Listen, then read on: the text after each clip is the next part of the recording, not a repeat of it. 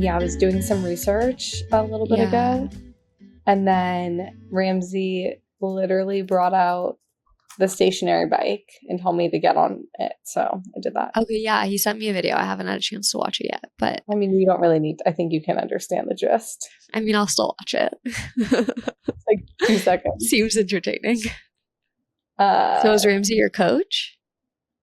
I think because I doubted him that he wouldn't be able to help me like lose some of my postpartum weight, that he has fully taken on the challenge. I think it's I think he'll be successful.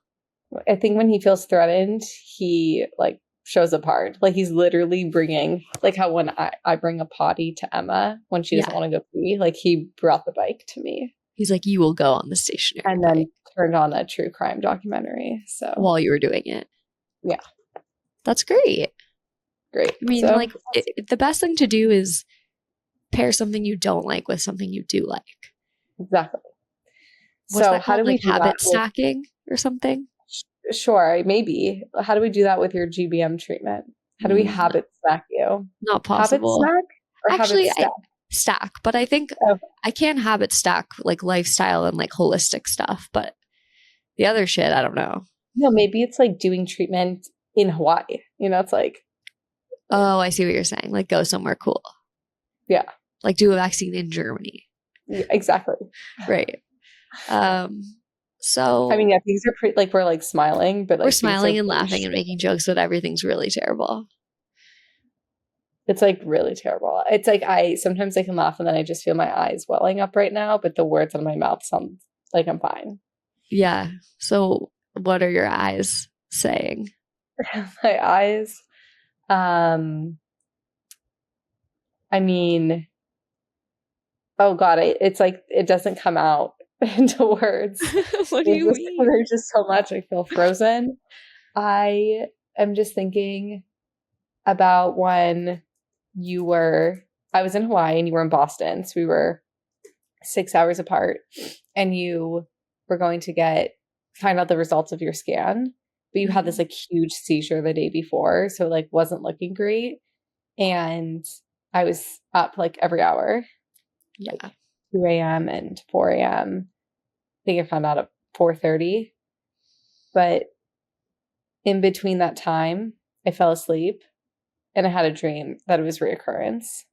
And then I woke up to the text that it was reoccurrence. And I'm like, oh my God, did I manifest this? No. I think my seizure was a dead giveaway. My seizure that landed me in the ER. Yeah.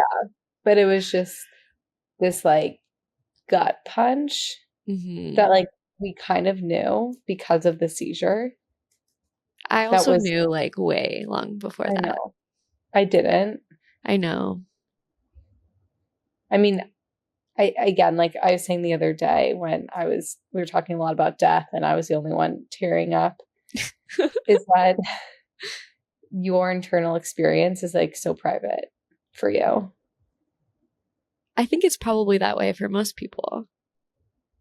No, because some people, their symptoms are externally shown. Oh, I see what you're saying. Like my symptoms are mild enough that no one would really know what's happening. Right. But and I don't even know if it's mild enough. I would say it's because it's sensory. Right. It's like only I can experience it and feel it. If it were in a different part of your brain, it would probably be expressed where other people could see it. Totally. Yeah. And because it's sensory, only you can experience it, and you like really freaking downplay. I know. Your symptoms, where you can mask really well. Like even doctors are like, "What? You're doing so well." And I know. Like you are in a lot of ways, but I think you just like overcompensate really well. I also think it's like in comparison to other people who have this disease. Right. I'm like functioning pretty well. I know. I just think about how I know you to be versus you. Yeah, exactly. I know. I feel it most. I mean, I feel it all the time, but I feel it like most impeding me when Brody wants me to like hold him, or like if I'm holding him and he like leans over to my left side and I'm just right. like, I don't want to drop you, you know, like, Yeah. and it's like probably strength wise, I'm perfectly capable of holding him, but it Right. feels like I'm not capable of holding him. And my brain Which is telling me then, that I'm not. So then right, I will drop him. But exactly. I'm Like you've sure done a like, strength test and they've told you that your strength is actually yeah, she totally was fine. like, you're even on both sides. And I'm like, how could that be? Right. It doesn't That's feel wild. even on both sides. And like my coordination is a little slower, but even the doctor, even my primary doctor today was like, okay, yeah, it's a little slower, but like that's still like really good for like not being your dominant hand. Yeah. And I'm just like, is it? Like, I don't know. I never used my left hand before. I know. I test you a lot. Like when we were in Cape Cod, I Yeah. wanted to see your deficit. I mean, even the other day, I'm like, show me how you type. I just want to like, I mean, you could see it when I type. yeah, I just want to like experience your deficits so I can understand them better. But even Yeah. that, I'm like, okay, your symptoms are like whatever. It's the fact that you have this really aggressive tumor in your brain. That's what Yeah. makes me sad. Like I could really care less that you can't type that well Right. I on your mean, left hand. kind of same. Like You know, whatever. like if I couldn't type that well and I can't walk in like a perfectly straight line, like who cares? That's You fine. know, if I have to look behind me to put my jacket on, I'll do Yeah. that. Right. But it's the fact that like it doesn't just stop there. Like it's going to progressively get worse. Like if I don't do something about it, and even if I do something about it, it might still progressively get worse. So, Yeah. and by worse, I don't mean like I'm gonna not know who I am or like lose my language no. skills. Like it's not that kind of a thing, Right. but it's just like it's very close to my motor cortex. And so it's like the idea of having surgery, it was like exciting when it could be a total resection. Now it's like, okay, it can't be a total resection because it's close to the motor and nobody wants to leave me with a deficit, which I appreciate. Yeah. But then that means like you leave something behind, which we know was not a good route for me, given that at MGH for my trial, they left behind a centimeter and that centimeter was happy to be there and just spread itself out. I know. We just like need it to not grow anymore.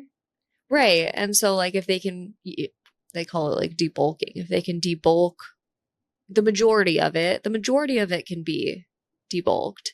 Right. But there's a part that can't be.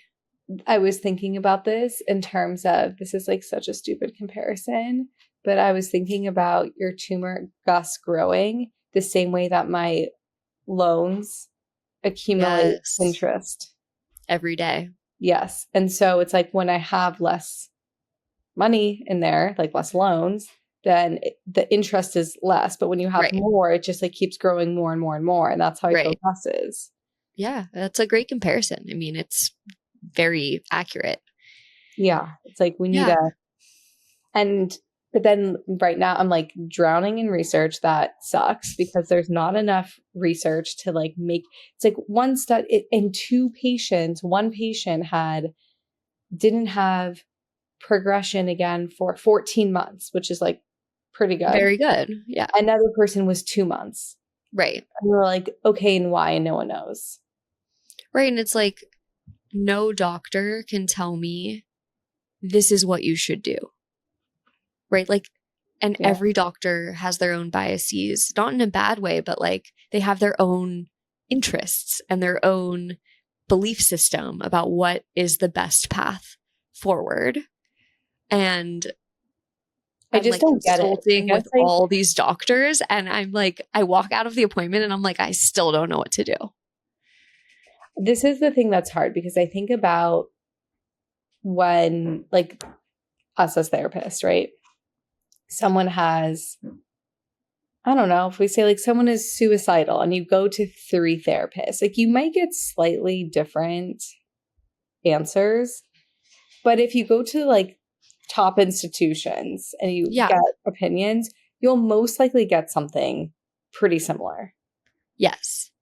And that is not the case for you. And I'm just like really confused why. No, the thing is that it is the case. Like, they're all presenting me with options that are similar to one another, but no one will say, like, because they don't know. They can't be like, yeah, you should have surgery because if you don't have surgery, then this will happen. And they can't be like, oh, you should do radiation again because if you don't do radiation again, then this will happen. Right. Like, Well, there's just literally no concrete. Like immunotherapy versus radiation versus experimental. Like, I guess like there isn't, and I get it because there isn't the data on it, but that's where I just feel the gut punch of like being in like a jungle and funding for ourselves, trying to figure this out. And I know. It's just really sad. Yeah, we talk about it all the time. Like, what if someone didn't have an Erica, number one, who does all the research?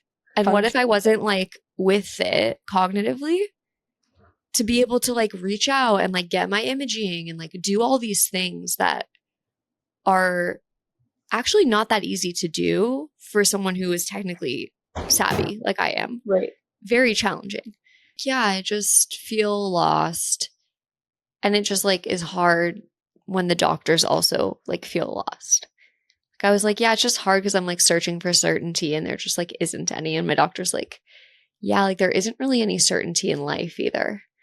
And I was like, yeah, that's true. That is true. These are like just your like other doctors, like high stakes. Do they say, I mean, the other doctors that you met with, do they say anything else around? Because I guess the part that I'm thinking about, you are trying to figure out like, how bad is this? That this is the third time your tumor is showing up? Right. How did basically, it seems like the way that they were thinking about it, like most of the doctors were like, the CAR T is experimental. So like the way we see it is you did a resection and you didn't do anything right, else. That's what I was thinking. Between. And so like, yeah, of course. And you left some behind. So of course it's going to grow back.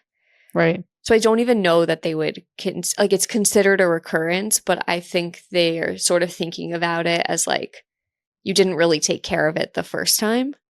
Right. Which is like so disappointing to think about in that 100%. Way because of everything, just the hope and the time and like leaving everyone behind and living in Boston for months. And this was like the trial everyone told you. Yeah, like everyone was just so hopeful about it. And I'm still hopeful about it for other people. Like I do believe that they're doing really amazing work. And I still am confident that something will come from it. It just isn't going to benefit me, my specific case. Or at least not that I know of. Could the T cells have some impact down the road? Maybe. Right. I don't know. Right. We don't know. But yeah, we talked about this the other day. It just feels like a failure. And I'm not the only one feeling that. Like, I know that the doctors involved in the trial are very much feeling that. Well, I was just thinking, failed this is their life. And I feel like I've failed them and myself and my community, and I know that that's like logically. I know. I was like, we're not going to have like a GoFundMe party with all of your people who donated asking where their return is. Yeah, on and just investment. Like all these people came together to support me to do this thing. And like, it was always a risk. And like, I knew that, but I think like you get this glimmer of hope and I don't know, it just changes things and you start to believe like maybe it could be different for me, you know? And I had so much hope.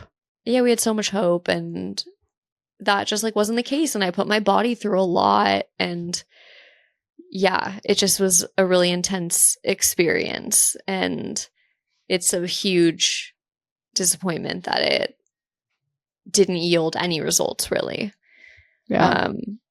So, grateful to have been a part of it and very sad that it didn't turn out differently for me.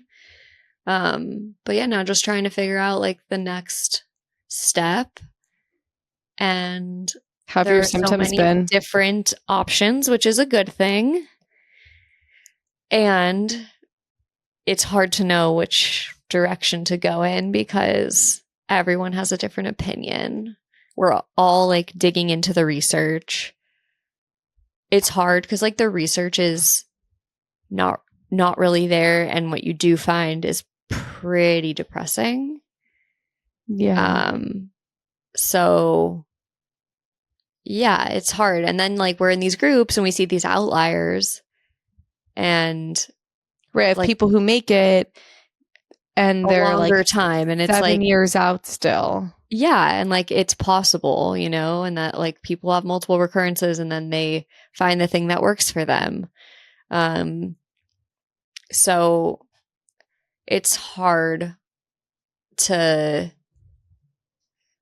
I don't know, like level the expectations, I guess. Well, that's what I was saying. So the other day when I was crying, Yeah. like living in hope, you said was really hard. Like that was really hard because when you didn't have that many expectations and you were Yeah. like pretty realistic I was about like the in statistics, acceptance. yeah, things were a little bit easier. But then we got some hope, moved to Boston, did that whole thing, which feels like a terrible nightmare. And Yeah. then you find out and you have these 4 seizures. And I obviously am like, oh my God, like, what does this mean? Mm-hmm. And I don't know how we started talking about death. I can't remember. Me neither. But I think I asked you, I don't know. I actually have no idea. But we started talking about death. Like, that's all I know. And that's also, we can get into that a little bit, but I'm like, you also can't just like live in that space No. of death. So it's like, but where do you live then? Like, if hope is really hard and death is really depressing, I think it's like hard to land Yeah, it's on hard to where to find the be. balance of like those two spectrums.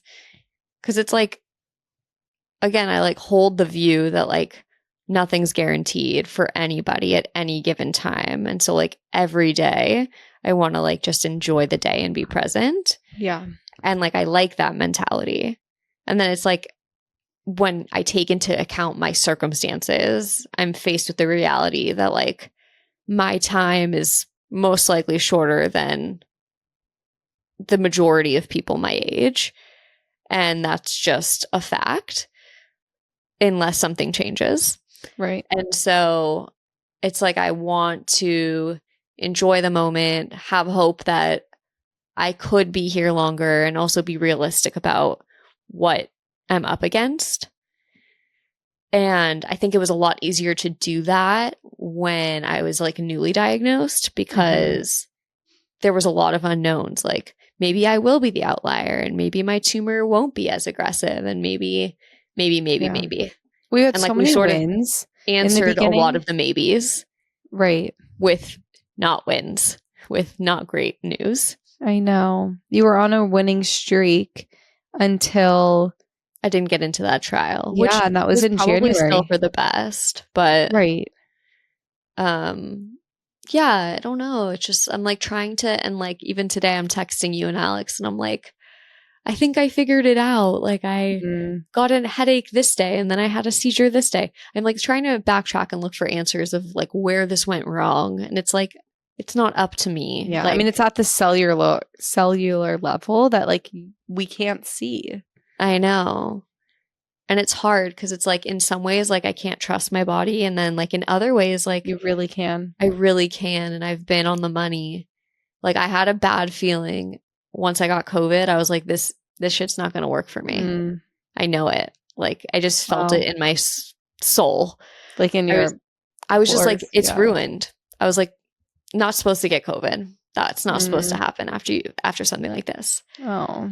And it's like, who knows? I'm attributing it all to COVID. Who knows if it's even about COVID? But like, I just had this a gut feeling that it was not good.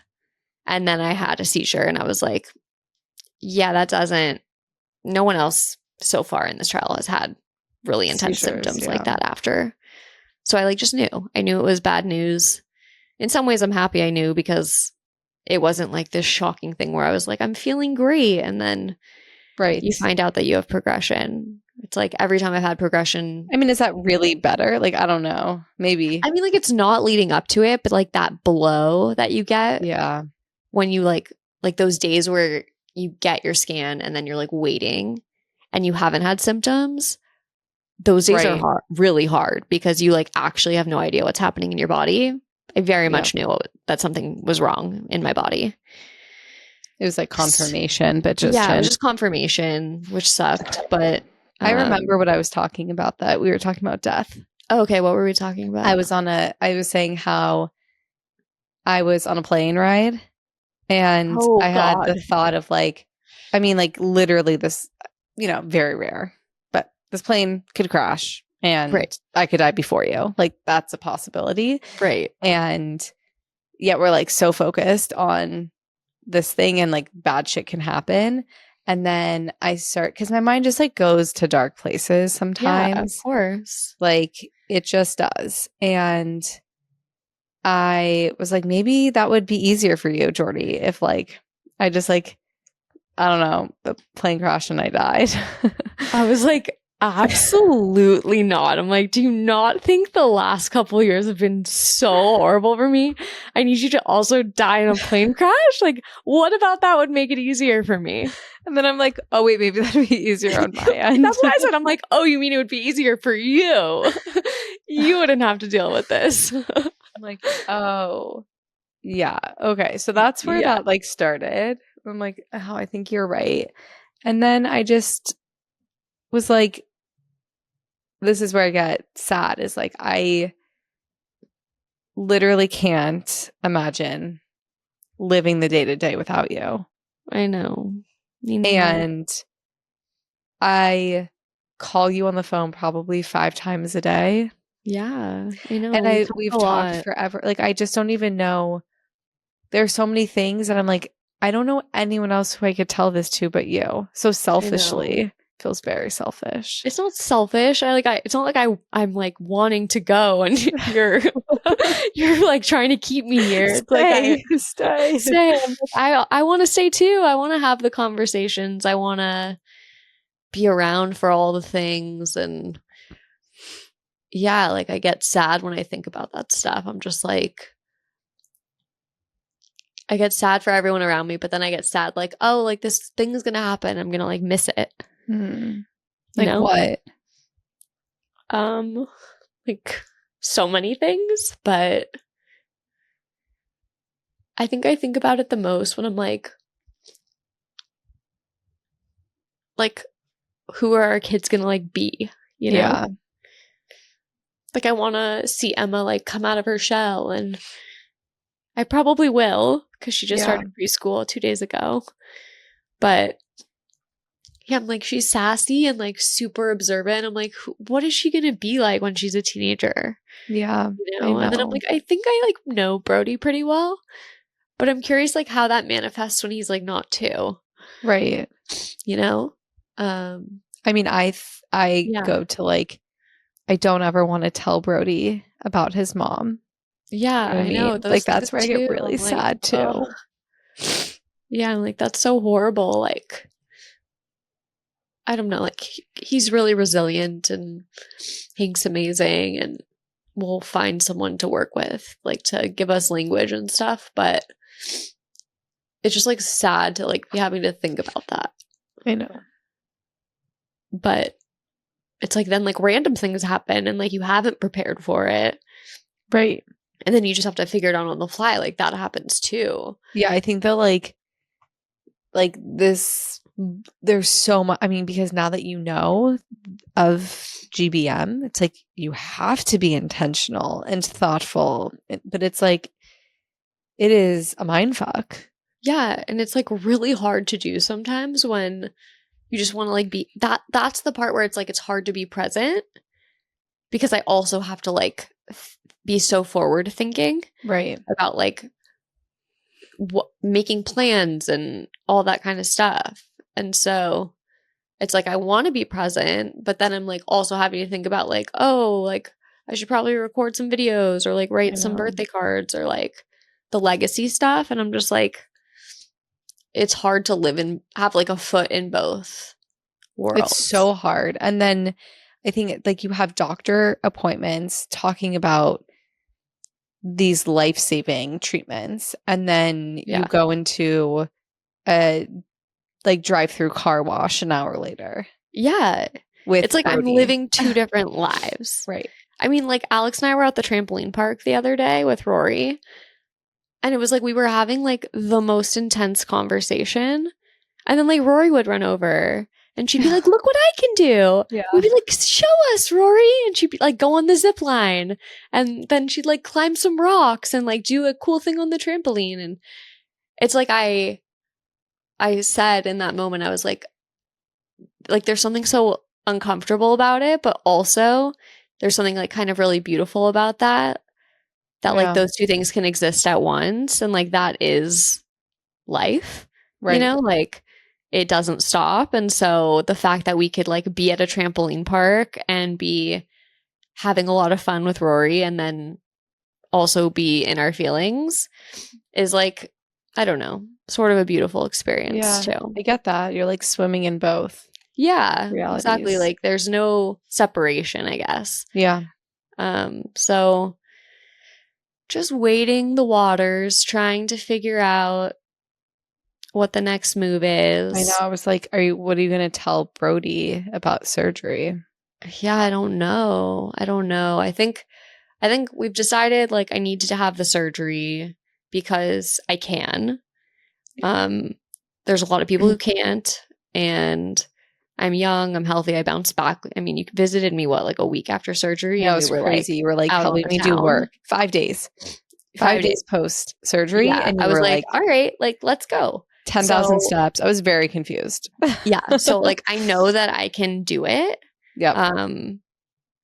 And like it sounds like they feel confident that they can get most of it. Right. So like I trust that it would be the same surgeon that did it last time.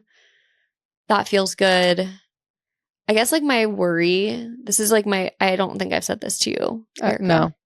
But like my thing that I think about like all day long is like, is this thing just like growing like rapidly inside of me? And like the next time I get a scan, it's going to be like triple the size. And I'm like, maybe I should just do surgery now. Like forget the clinical trials. Like I'll just do the surgery now to get it out and then like figure out what my next step is. Well, I think that's where the lack of trust in your body comes from, is like you can't just see inside right now. And so you're not like going. But it's like my symptoms are more acute and like I'm having headaches. So I'm like, it's like I know it's grown. Like there's no question about that. It's just like how much and which direction and where. Yeah. And those kinds of questions. So sometimes I'm just like, screw it. I'm not going to be strategic about this. I'm just going to go in, get it out, and figure out the next step afterwards. That is strategic. It's just a different strategy. Different type of strategy. And so... Wow. So like how often are you thinking about it growing? Like all the time. Really? Yeah. Like I'm thinking about that all the time and just feeling like, okay, am I like making a mistake being like so methodical about trying to like vet out all these different options, and maybe I should just like bite the bullet and get it out the way that I did the first time. Right. You know?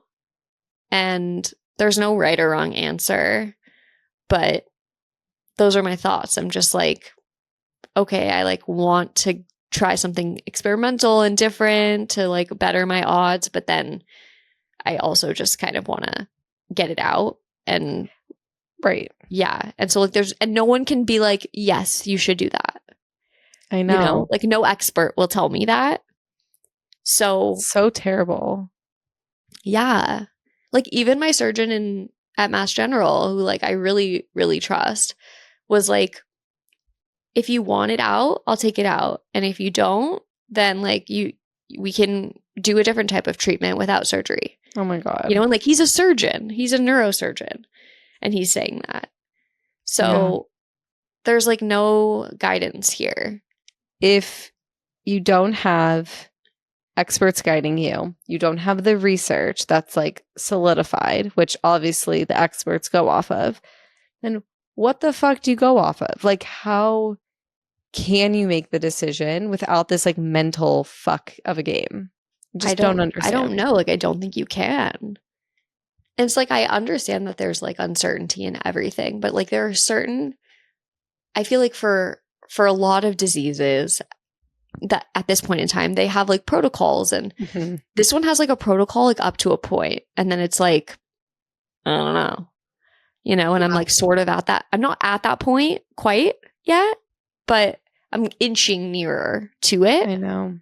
And like my doctor was like, we're far from, you know, like running out of options. He's like, there's right. Well, I think there's a difference of like not having a protocol and then not having options. Like, yeah, like I think there's a lot of things that can happen in between those two time points, but I feel like we're out of that.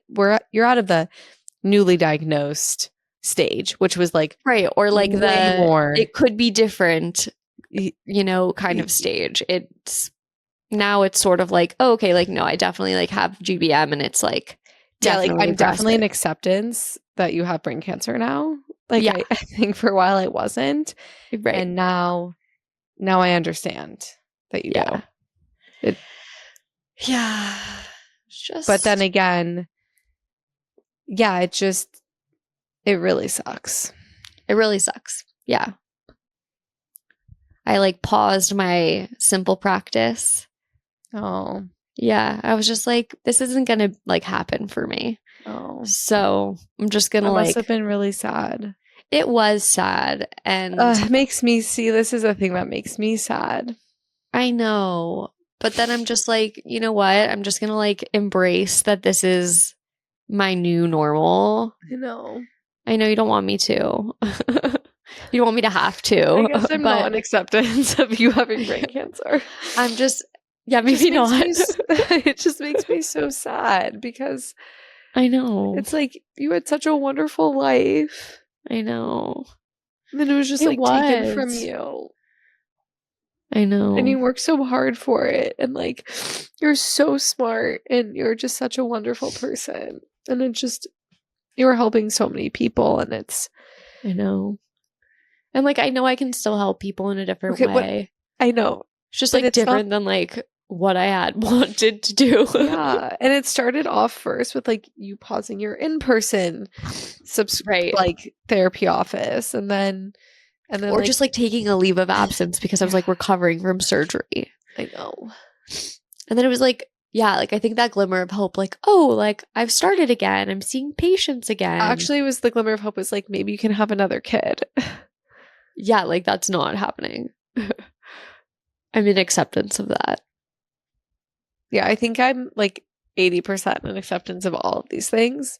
I feel like you're not even 80%. I feel like that's a stretch. I'm not like, I still get sad about it, but I'm just like, there's no world in which Hank and I are like, you know what? Yeah, we should have another baby. That seems like the right call. Zero. I literally I was like saving these newborn clothes, like just in case. Oh, Erica. I know. That's really sweet. I know. Like maybe in another, I don't know, like things could change. Like at one point, HIV and AIDS were a death sentence and then they weren't. Yeah.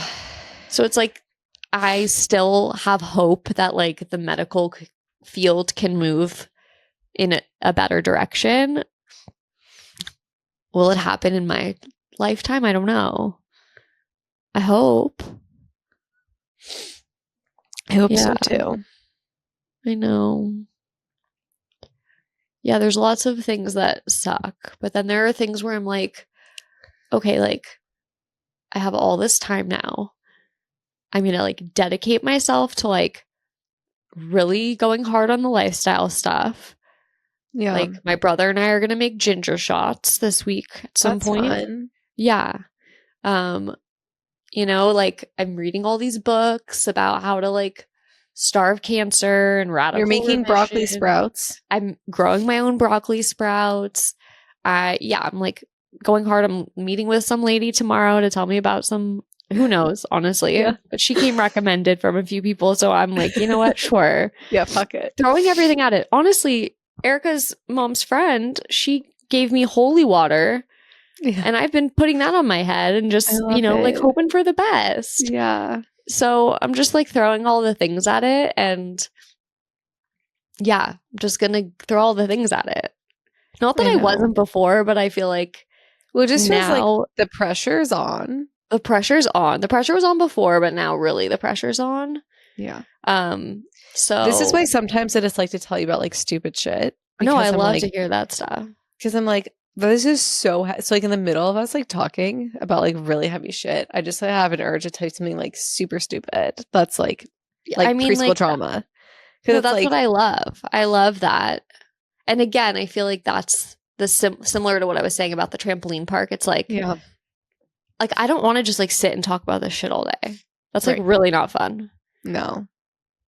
Like, I want to talk about it sometimes. And then like other times I like fully want to talk about normal things and feel normal. That's what makes me feel normal is you telling me about preschool drama, Yeah. Or like what murder documentary you're watching or. Yeah, this is actually a good one. But then it says the intro line, just FYI for the murder documentary, it says the people who murder you are like people like who know you. And so then I asked Ramsey if he was going to kill me, and he's like, "This is why I have nightmares, like in bad dreams about him." Because I'm watching this. I don't think they mean like your husband. I think they just mean like it's someone in your world. No, but this is called My Worst Ex Ever. So it is about your spouse or boyfriend or girlfriend. Yes, I guess it is your ex. Right, like you and Ramsey are happily married.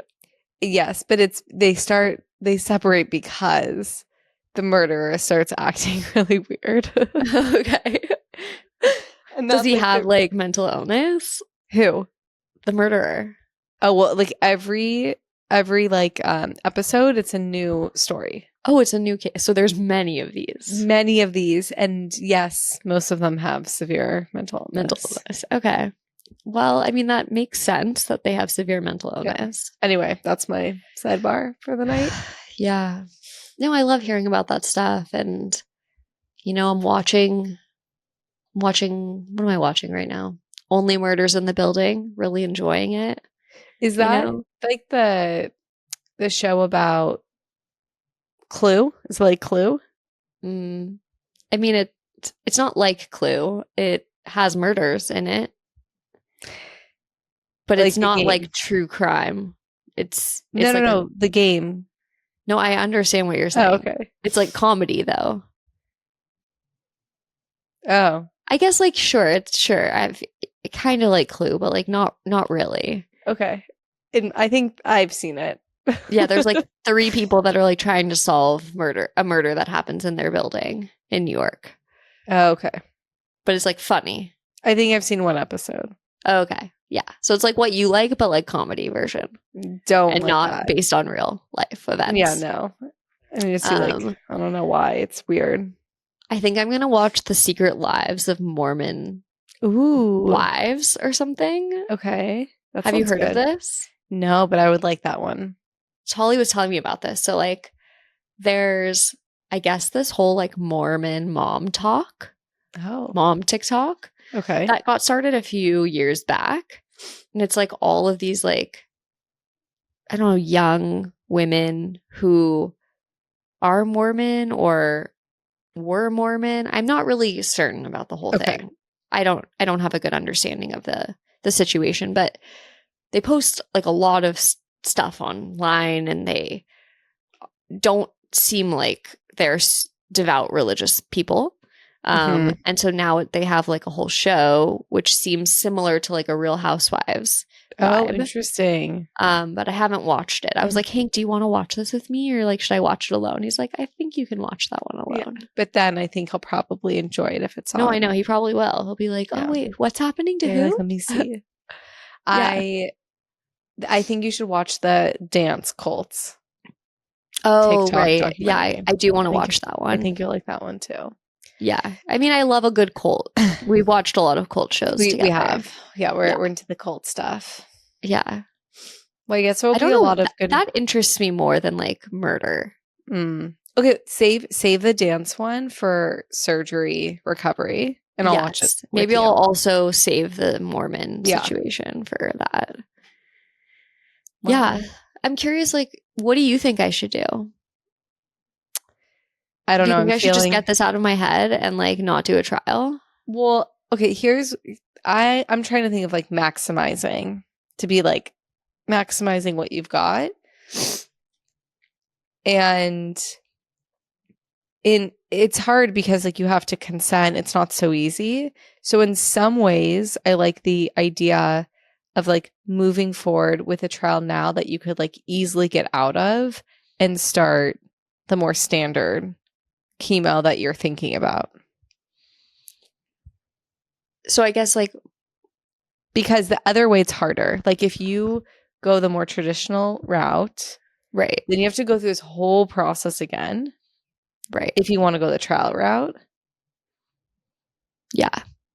So I just liked the idea of like if it lines up, but then the trial that you were thinking about, I mean, I don't know, it looked really shitty. I mean, not the trial, but the research on the drug alone seemed really poor. So I'm like, well, then why wait? Yeah, I But like, mean, it that's could, the whole thing. They're trying to see if radiation paired with that and Right. surgery makes a difference. right? Right? Like doing it out of order, essentially. Yeah, Right? So, I mean, it's all experimental. and that is more treatment. So those are you get 2 forms of treatment, and if for some reason that doesn't work, then you can easily jump to like a third line of treatment. But if you go the But other the way, thing is, like, what do we yeah. mean it didn't work? Like, I don't think we're expecting to see like results within like 2 weeks. No, if you end up going through the surgery and then you get these every 6 weeks infusion, Oh. you can easily be like, okay, I'm not going to do these infusions. Now let me jump To the other thing. to the other thing that you can just get from your doctor. Right. I see what you're saying. Like I see what you're in saying. that way, it's quote unquote like so many quotes easier Right. to jump to another treatment. Yeah. I mean, you're right in that sense.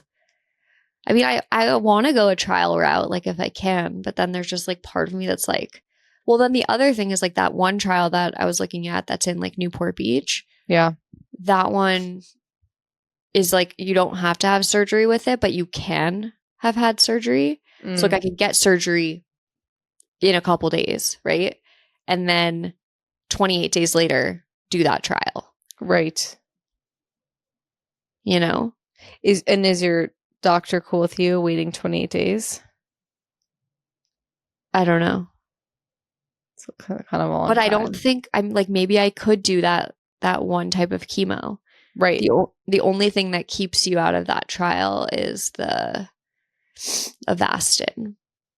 Oh, which you're not going to do. Well, Yeah. because they give it to you in that trial. Right. So Oh, yeah, this is hard. I mean, yeah, it's like I truly don't know. I feel like okay, if it were me based on just what I know. Yeah, I don't know, part of me I think I would do the Cedars trial. Yeah. And have it in my back pocket to go on the Lamustine. To like if one of those 6 cycles something wasn't working out, make the transition before getting possibly like a 4th surgery. Right? Because you can do Lomustine before surgery. Yeah. Yeah, there's no like that one's just like out. That's like a approved treatment. Right, but you can do it. I'm just saying like someone would say, yes, you can do this without getting surgery. Like, yeah. Like it could keep it stable or shrink it. Yeah. I think some people shrink. The goal is stability. Right. I mean, I definitely have anecdotally have seen more positive things with the chemo than the trial drug. Right. So then I'm like, why don't I just do the chemo? I know. I hear you. Right. Yeah. I guess like, why don't I just like get surgery tomorrow and do the chemo drug and like see what happens? Yeah, I know. Okay. The one thing that I think about is there are outliers where something works for someone and it doesn't No, I work know for a lot that's of people. true. But I'm just like, I already tried the thing that like was supposed to You work for tried me one thing that that didn't work. work. But I had like everything lined up for it to work. Yeah. Minus getting COVID.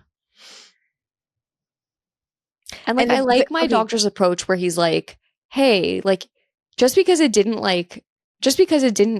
make your tumor go away doesn't mean that like it didn't do something else to your immune system. So, and if you think the first 3 people where it worked, they had immediate shrinkage and you didn't get that. But nobody has gotten that since. And there must be something with like the chemo for like there's something happening there that they'll need to figure out. But the cells could still be in your body doing something. Yeah. And I mean, like, some of the doctors today were like,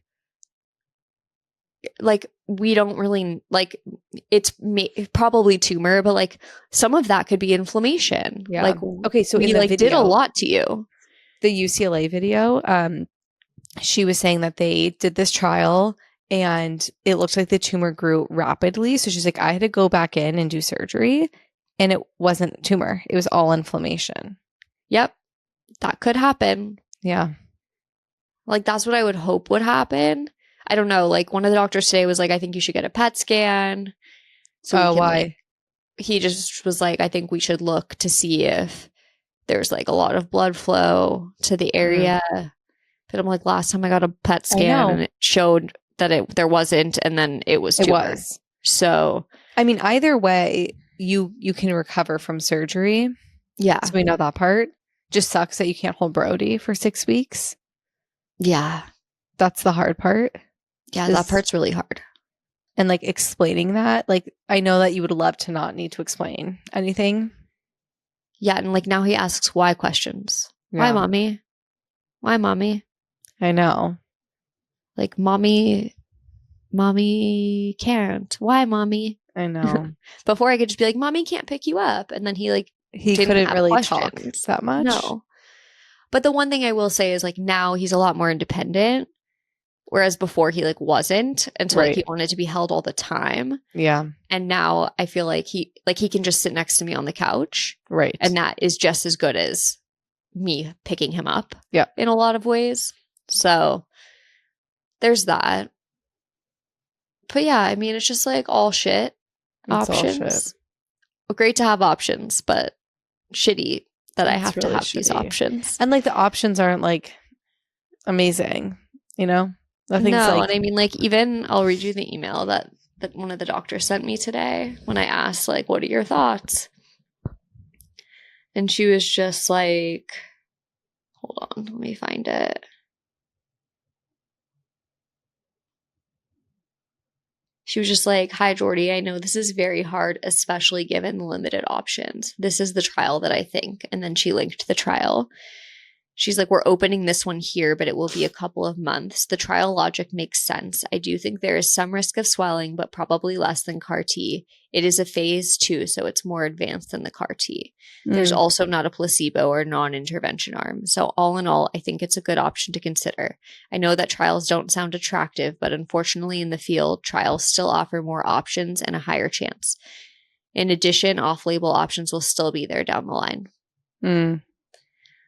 Yeah. That sucks.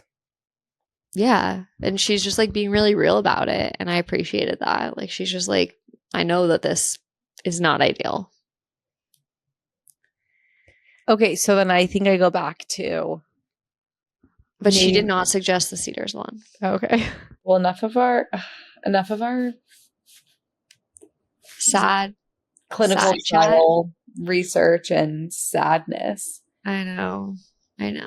But now we had to do a deep dive just to get in there and whatever. But yeah, I just want to give a big thank you to everyone who's checked in and who's reached out. We got like so many people reaching out and saying like they've been following and they've been listening to Grief Street and it's brought them like comfort and joy and support. And that's just really heartwarming because that was the whole point of this whole thing.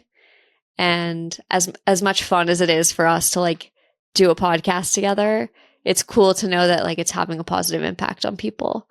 And so, yeah, I just want to say thanks for all the support and for being here. And hopefully we have better news to come. Yeah, we definitely need some wins. And I feel the love and energy and support from everyone. And I am just like, I still have the hope that something here is going to be the thing. Yeah, I mean, it definitely could be. Like, why not? Why not? And we'll just keep researching and keep chugging along. That's the plan. But we will, obviously, I'm going to probably be having surgery soon. So we're going to podcast when we can. We have some really cool guests that I know. I hope we can do. I know. Like, we have some people I've been really wanting to talk to, and I'm hoping that we can still, I mean, even if we can't do them right now, my hope is we could reschedule them for when I'm like well. But yeah, we have so many exciting people to talk to, and I want you guys to be able to listen to those conversations. So for now, it's me and Erica. Yeah. Maybe occasionally Hank. But yeah, thanks for listening. And Erica, I love you. And I love you, Jordy. I'm just grateful to you for being my right-hand research lady. Anytime. I'll do my best. I know. I appreciate you. I love you. Love you. Bye. Bye. Thanks so much for listening to Grief Street. We put out new episodes every Monday. If you'd like to support us, give us a follow on Instagram and TikTok. Also, subscribe to our YouTube channel to find the video version of our episodes. Please subscribe wherever you listen to your podcasts and give us a 5-star review. We would love to hear from you and get some feedback. If you'd like to contact us, please email griefstreetpodcast@gmail.com or leave us a voicemail at 508-474-3378. That's 508-GRIEFST. Our theme song is Hepcat Jive, courtesy of purpleplanet.com. We'll see you next time.